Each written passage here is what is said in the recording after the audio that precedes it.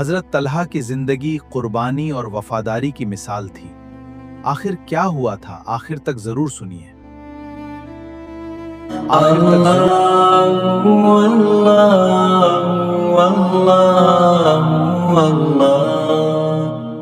لیکن ابھی جو میں واقعہ آپ کو سنا رہا ہوں کہ محبت نام کس کا ہے، میرے دوستو آپ کو معلوم ہے ہمارے نبی ہجرت کر کے مکہ سے کہاں گئے؟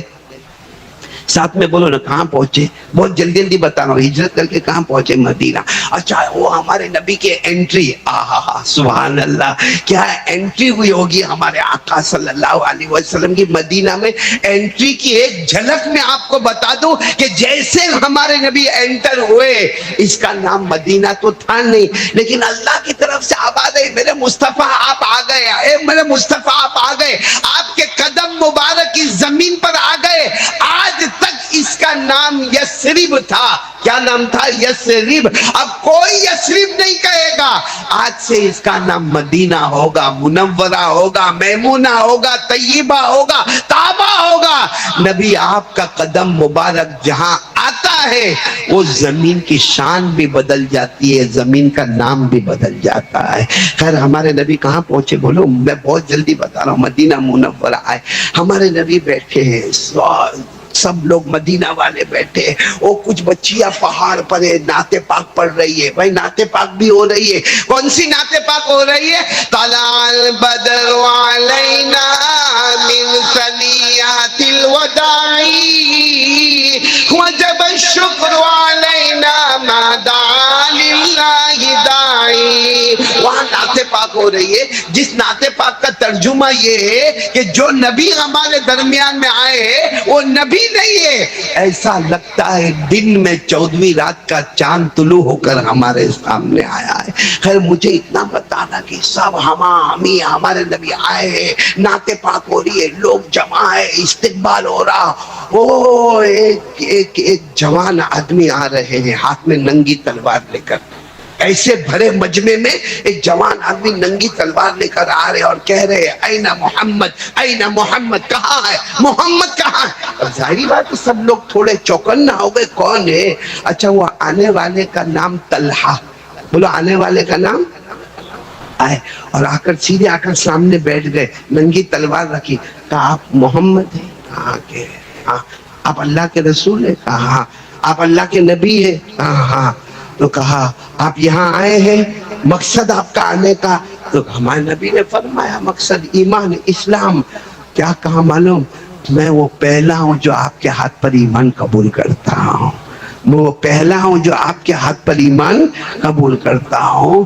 اور پھر کیا کہا معلوم؟ اب جوان تھے اور سب کے بیچ میں اور استقبال ہو رہا ہے، تو انہوں نے جوان نے حضرت طلحہ، بولو کون؟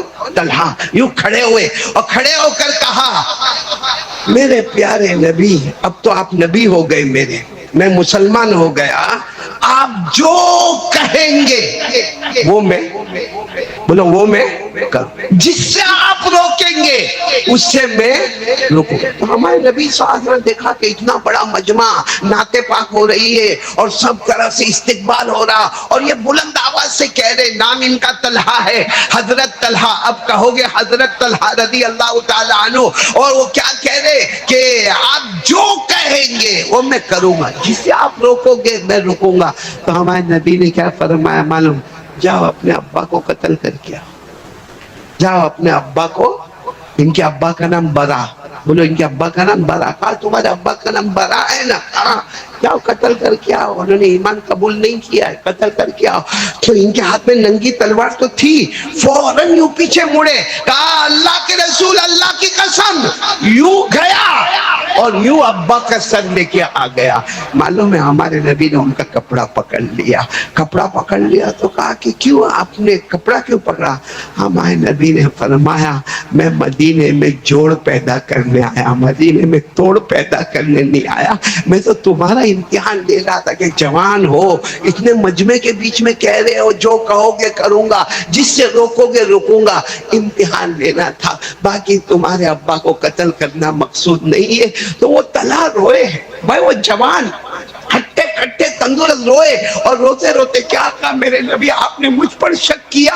ارے میں قسم کھا کر کہتا ہوں جو کہو گے کروں گا، جس سے روکو گے رک جاؤں گا۔ اب وہ ہمارے نبی صلی اللہ علیہ وسلم کے ساتھ میں کون؟ بولو حضرت۔ ہاں، اٹھنا بیٹھنا کھانا پینا سفر حضر۔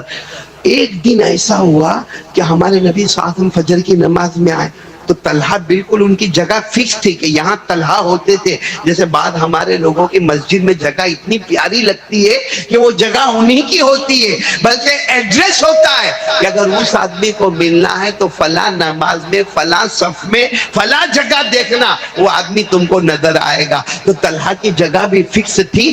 اب ہوا کیا معلوم، وہ ہمارے نبی نے دیکھا تو طلحہ فجر کی نماز میں نہیں، حالانکہ مسجد نبوی اور حضرت طلحہ کا گھر 3.5 کلومیٹر، بولو کتنا، لیکن فجر کی نماز میں نہیں، ظہر میں بولو نہیں، عصر میں نہیں، پانچوں نمازوں میں نہیں۔ ہمارے نبی صلی اللہ علیہ وسلم سمجھے کہیں سفر وفر پر گئے ہوں گے۔ دوسرے دن پھر فجر ظہر عصر مغرب عشاء ساتھ میں بولو طلحہ نہیں، تیسرے دن پھر فجر ظہر عصر مغرب عشاء بولو طلحہ۔ 3 دن ہو گئے نا، تو ہمارے نبی صلی اللہ علیہ وسلم چوتھے دن ظہر کی نماز میں یا عصر کی نماز میں ہمارے نبی صلی اللہ علیہ وسلم نے اعلان کیا، برابر عصر کی نماز میں اعلان کیا، اینا طلحہ، ارے بھائی تم لوگ سب نماز پڑھنے آ رہے ہو، آج چوتھا دن ہے، وہ طلحہ نظر نہیں آتے، وہ کسی کو کچھ پتا ہے؟ تو ایک صحابی کھڑے ہو گئے، کہا اللہ کے رسول بہت بیمار ہے، بہت، اور اتنے بیمار ہیں اب نہیں بچیں گے، آخری سانسیں لے رہے اور اپنے گھر پر ہے، بہت بیمار ہے۔ وہ طلحہ جنہوں نے یہ کہا تھا کہ آپ جو کہیں گے میں کروں گا، جسے آپ روکو گے رکوں گا، آج وہ بیمار ہے۔ اور ایک بات یاد رکھنا، ماں اپنے بچے سے محبت کرتی، اس سے زیادہ نبی اپنے امتی سے محبت کرتے۔ تو ہمارے نبی کا دل کیسا تڑپا ہوگا کہ اچھا 4 دن ہو گئے مجھے خبر نہیں کہ وہ بیمار ہے، ایک کام کرو چلو سب سب سب سب سب سب ساتھ میں چلو۔ بس وہ ایک اعلان ہو گیا کہ چلے سب ساتھ میں چلے، ہمارے نبی آگے آگے، بولو صحابہ۔ چلتے چلتے ہمارے نبی وہ 3.5 کلومیٹر کا سفر کر کے گئے۔ جب گئے تو دیکھا کہ طلحہ تو بے ہوش ہے۔ پورا مجمع بولے طلحہ کو کچھ نہیں معلوم، جیسا قومے میں آدمی چلا جاتا ہے، طلحہ بے ہوش ہے۔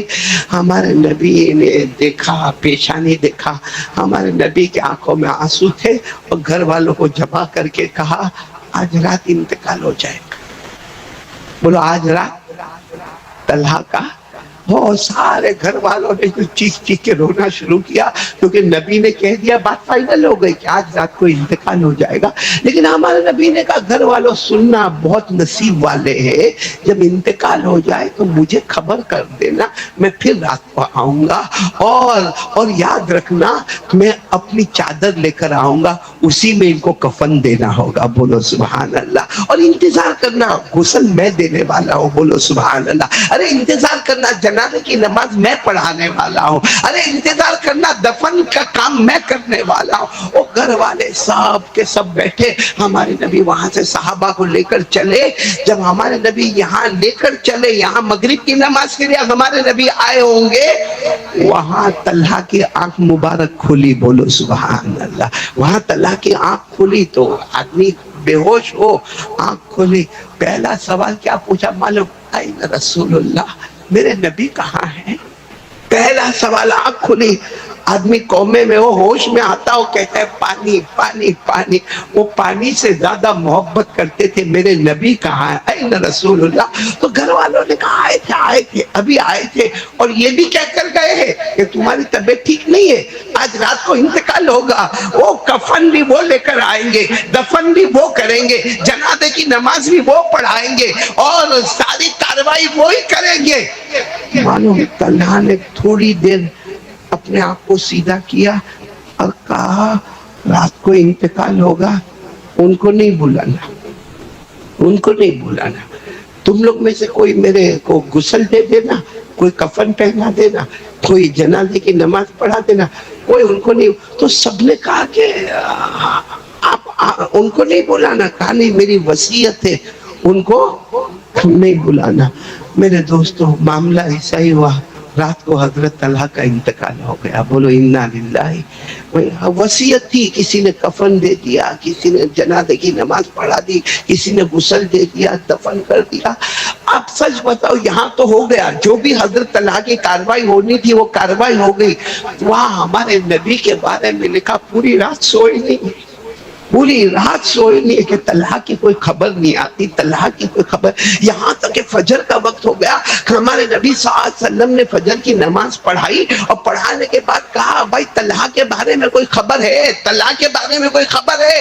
تو کچھ رشتے دار کھڑے ہو گئے, کہا اسی لیے آئے ہیں, ان کا انتقال ہو گیا. تو کہا افلا اعظمتمونی, تم نے مجھے خبر نہیں دی, مجھے خبر نہیں دی, میں پوری رات جاگ رہا تھا کہ ابھی طلحہ کی خبر آوے, ابھی طلحہ کی خبر آوے.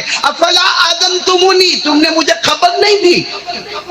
رشتے داروں نے کہا دینے والے تھے, آپ کو ہی دینے والے تھے خبر, لیکن طلحہ کی وصیت تھی کہ اگر میرے نبی رات کو آئے گے 3.5 کلومیٹر کا سفر کریں گے, اگر میرے نبی کو رات کے اندھیرے میں کوئی پتھر لگ گیا تو, میرے نبی کو کوئی کانٹا چبھ گیا تو, یا میرے نبی پر رات کو کسی نے حملہ کر دیا تو. اللہ نے فرمایا میں کسی اور کے جنازے کی نماز کو گوارا کروں گا, میں کسی اور کا کفن گوارا کروں گا, کوئی میرے کو دفن کرے گا وہ مجھے گوارا ہوگا, کوئی مجھے اٹھائے گا وہ مجھے گوارا ہوگا, لیکن میرے نبی کے پاؤں میں کانٹا بھی چبھے یہ طلحہ کو گوارا نہیں ہوگا. میری وجہ سے میرے نبی رات کو آئیں گے, کتنی تکلیف اٹھائیں گے, 3.5 کلومیٹر ہمارے نبی چلیں گے, پاؤں میں کانٹا لگ جائے, پاؤں میں پتھر لگ جائے, اندھیرا ہوگا. وہ زمانے میں لائٹ تو ہوتی نہیں تھی, اور اگر کسی نے میرے نبی کو کوئی ستایا, کوئی تکلیف پہنچائی, طلحہ کو سب گوارا ہے, لیکن نبی کو پاؤں میں چوٹ لگے, کانٹا چبھے, یہ گوارا نہیں ہے. میرے دوستو ہمارے نبی نے جب یہ سنا, صحابہ کو کیا فرمایا, چلو. سب نے کہا وہ تو دفن کر دی ہے, کہا قبر پہ چلو. بولو سبحان اللہ. ہمارے نبی قبر پر گئے. بولو کہاں گئے؟ یہ پوائنٹ کے لیے میں نے یہ واقعہ سنایا. ہمارے نبی صلی اللہ علیہ وسلم جب قبر پر پہنچے, اب صحابہ کھڑے ہیں, ہمارے نبی بھی قبر کے سامنے کھڑے. معلوم نہیں ہمارے نبی کیا مانگتے رہے, کیا مانگتے رہے, روتے رہے, روتے رہے.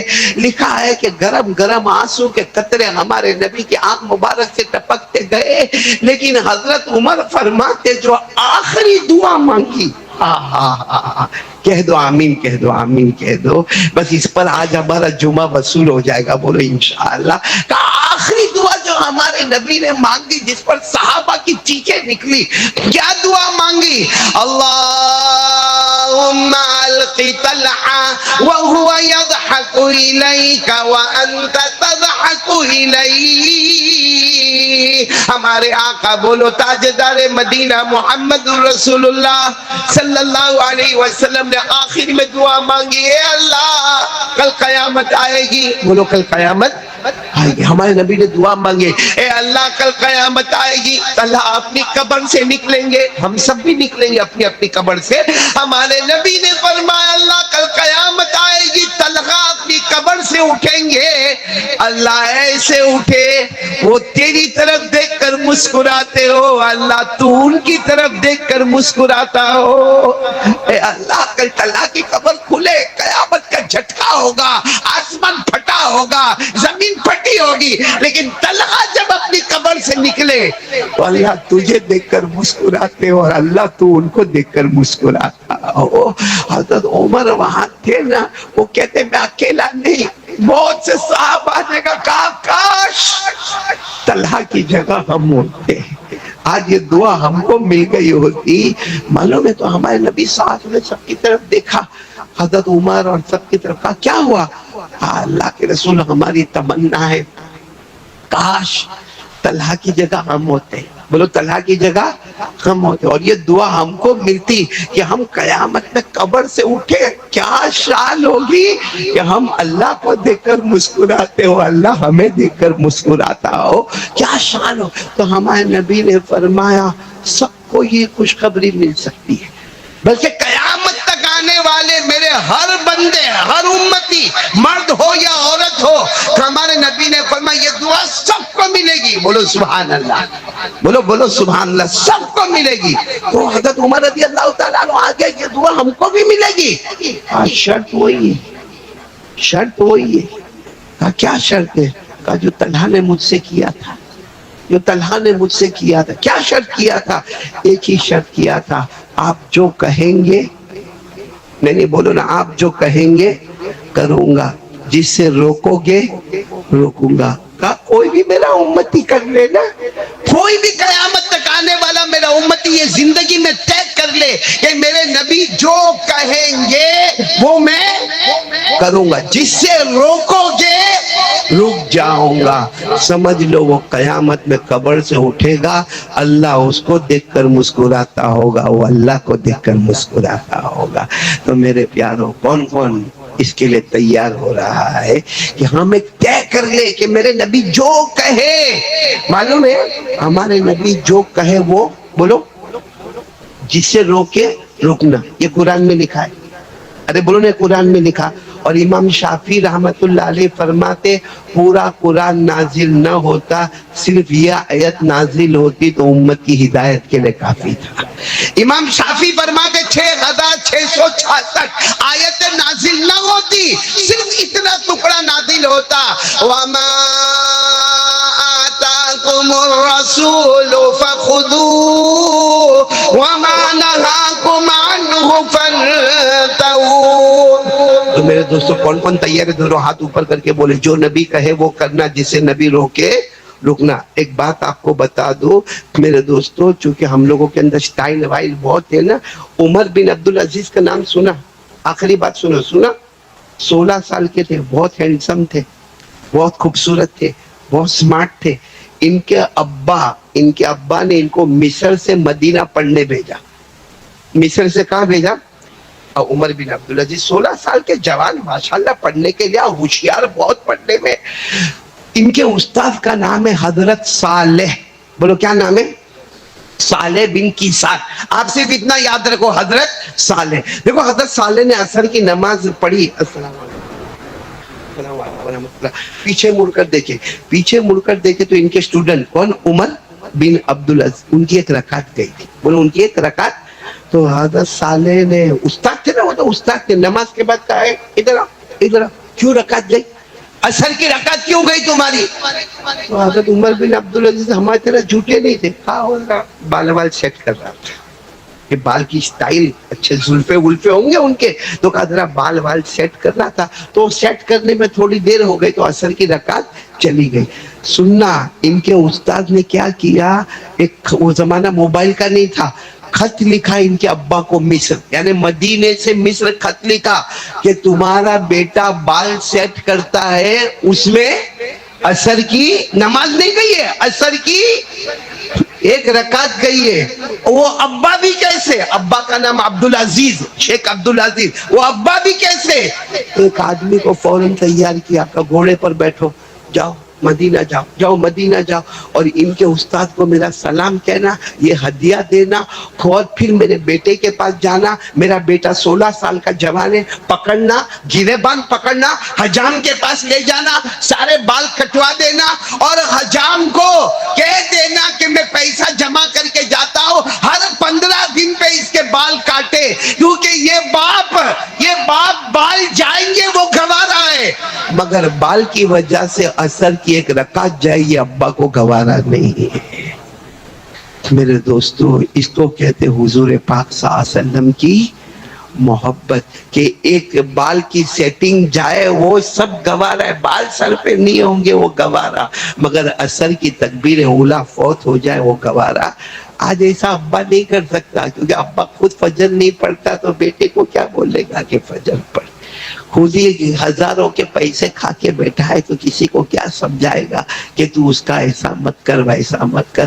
اس لیے میرے پیاروں, آج ارادہ یہ کر کے اٹھو, یہ مسجد سے ارادہ کر کے اٹھو کہ انشاءاللہ, بولو قبر سے اٹھیں گے, بولو انشاءاللہ ہم اللہ کو دیکھ کر مسکرائیں گے, اللہ ہم کو دیکھ کر مسکرائے گا. شرط یہ ہے کہ جو نبی کہے وہ کریں گے, جس سے نبی روکیں گے اس سے رکیں گے.